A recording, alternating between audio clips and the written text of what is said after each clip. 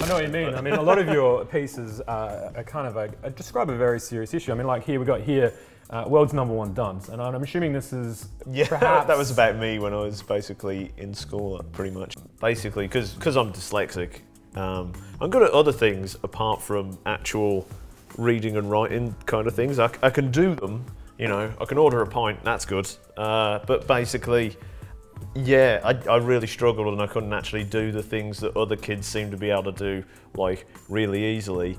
And like the kind of frustration that you'd feel for, like, because you know you're not stupid, but like at the same time you're kind of like, you know, so basically that was kind of like what this piece is kind of about, like me remembering that, I suppose. You have religious themes going through a lot of your work as well. Is that a part of your life? I think basically religion is something that I'm kind of am and not interested in. Kind of, it's weird. Like I have no actual, I don't know, I'd like to think I believe in reincarnation or something like that, but I don't know, it's kind of like, I think Christianity and things like that is basically like a massive part of our actual culture as Europeans, and it's kind of floating around in the background even if you don't necessarily believe in Super Jesus or, you know, or Super God. I mean, like this piece here is actually, this was done as part of the collections project with the Art Gallery of South Australia.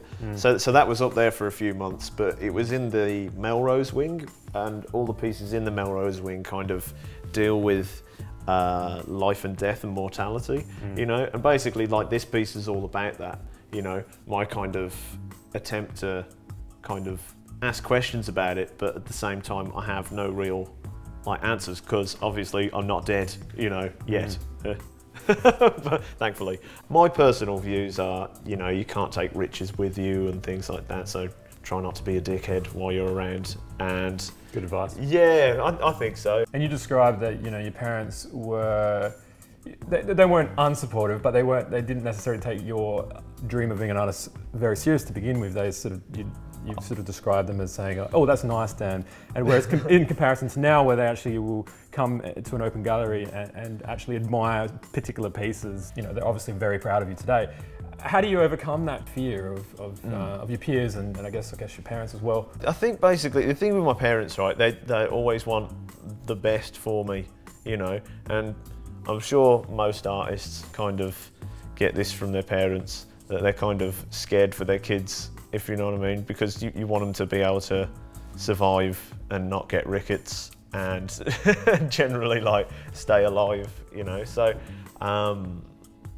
yeah, I think it was just from like a place of really like caring for me, you know, but they've been like really, I mean, I couldn't have basically got to where I am without them, if you know what I mean. They really like supported me for a long time. There were points like, you have highs and lows like in your career. You know, in the early days when you like have a show and nothing goes, and like you're like, why? And you know, and your parents are like, have you thought about being a barber? Or have you thought about doing this?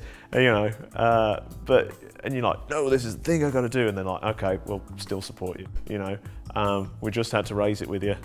And with my dad, he's really enthusiastic about my pieces now, but I think he kind of gets that, you know, people like them and therefore they must be okay.